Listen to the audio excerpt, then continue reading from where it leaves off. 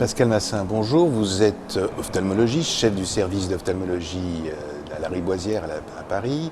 Vous vous intéressez particulièrement à la rétinopathie du patient diabétique. Alors la première question que je vais vous poser, c'est finalement, qu'est-ce que vous souhaiteriez que les diabétologues vous donnent comme information quand ils vous envoient un patient pour exploration? C'est une question très importante parce que c'est essentiel. Pour nous ophtalmologistes, on ne peut pas traiter une rétinopathie diabétique si on n'a pas un certain nombre d'éléments provenant du médecin généraliste ou de diabétologue qui vont nous dire comment ce patient est équilibré. Et ce sont des éléments qui vont nous permettre de prédire comment va progresser la rétinopathie diabétique. J'ai l'habitude de dire qu'en fait la rétinopathie diabétique n'est que la traduction oculaire d'une maladie systémique. Donc pour nous, pour savoir comment va évoluer cette rétinopathie diabétique, on a absolument besoin de savoir comment est l'équilibre glycémique. Est-ce qu'il y a eu des changements récents dans le traitement, une rééquilibration glycémique rapide par exemple, une mise sous pompe à insuline? Comment est l'hypertension artérielle? Parce qu'on ne traitera jamais, on ne peut pas traiter un œdème maculaire tant que l'hypertension artérielle n'est pas équilibrée. Alors après, on a besoin d'autres éléments, bien sûr l'âge du patient, le type de diabète, la durée du diabète, l'état du bilan lipidique et puis aussi la fonction rénale. Donc vous voyez, on a besoin d'avoir en fait un phénotypage complet du patient diabétique pour nous pouvoir prédire comment cette rétinopathie diabétique va évoluer et dans quel sens on va la traiter. Est-ce qu'on doit être très agressif sur le traitement ophtalmologique ou bien seulement dire bon, on va rééquilibrer les facteurs systémiques qui peuvent par exemple améliorer l'œdème maculaire sans traitement ophtalmologique.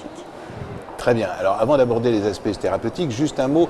Quels sont les progrès aujourd'hui en ophtalmologie en termes d'éléments diagnostiques? Alors en termes d'éléments diagnostiques, tout dépend où on se place, mais par rapport à il y a 20 ans, je pense qu'il y a un progrès, une évolution très importante, c'est-à-dire que maintenant on privilégie les examens non invasifs, c'est-à-dire qu'on évalue la sévérité de la rétinopathie diabétique sur les photographies couleur du fond d'œil en faisant des panoramiques couleurs, et l'angiographie n'est plus guère utilisée dans cette évaluation.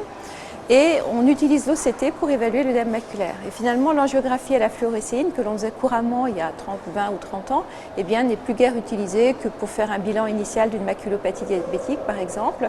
Et on privilégie donc ces examens non invasifs. Alors l'OCT, est-ce que vous pouvez nous en dire juste un mot, parce que finalement tous les ophtalmos ne sont pas équipés aujourd'hui? Alors beaucoup d'ophtalmologistes, ou de plus en plus d'ophtalmologistes sont équipés, en tout cas ils ont tous un accès à un OCT. Donc l'OCT c'est un appareil qui permet d'avoir des coupes in vivo de la rétine. Ça fonctionne comme une échographie, sauf que les ultrasons sont remplacés par de la lumière et la lumière est réfléchie par la rétine. Et ça nous permet donc d'avoir avec une très fine résolution de voir les éléments intrarétiniens et de mesurer par exemple au niveau de la macula un œdème maculaire, son épaisseur et donc avoir des éléments qui nous permettent de suivre de façon objective l'évolution d'un œdème maculaire. Très bien. Sur le plan thérapeutique, là aussi, il y a des progrès et des évolutions et même des pistes d'avenir. Oui. Est-ce que vous pouvez nous en dire un mot?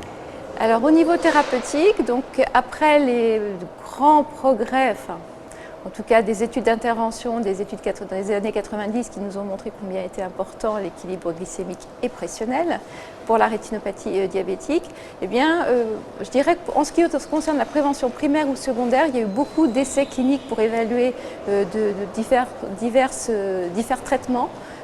Mais en fait, aucune étude n'a permis, en particulier le programme direct, n'a pas permis de conclure à un effet bénéfique, par exemple, du candesartan sur la progression de la rétinopathie diabétique.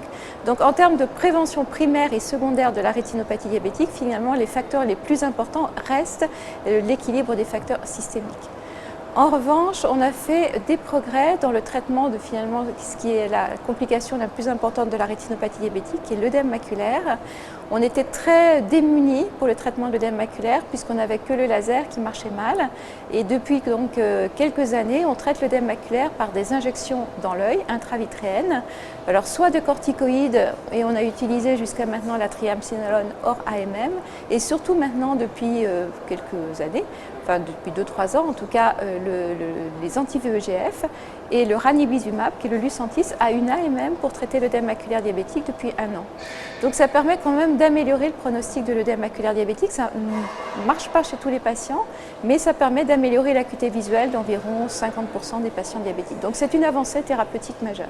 Alors en un mot quand même sur les différents stades de diabète ou d'évolution de la rétinopathie diabétique, les traitements sont ciblés, à quel moment utilise-t-on le traitement médical et quel type de traitement médical?